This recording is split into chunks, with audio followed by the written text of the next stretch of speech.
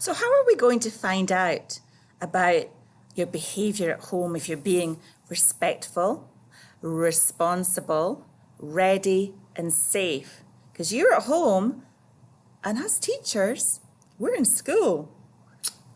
Have a think about that. How do you think we're going to know? There's a clue on the screen. Yeah, we're actually still going to talk to your parents, talk to your family. We send them emails every day. We send them texts. We make phone calls. We talk to your family. We know how you're behaving at home.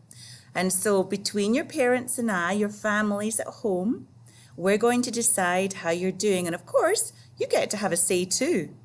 We all get to decide where we think we're at. How many cool tools do you think you've earned? So we'll talk to your family. We'll send them the cool tools sheet, which is on the next slide. Your parents will have a look at it. They'll talk about it with you. And then we'll save those points for when you come back into school, and you'll still get to spend them.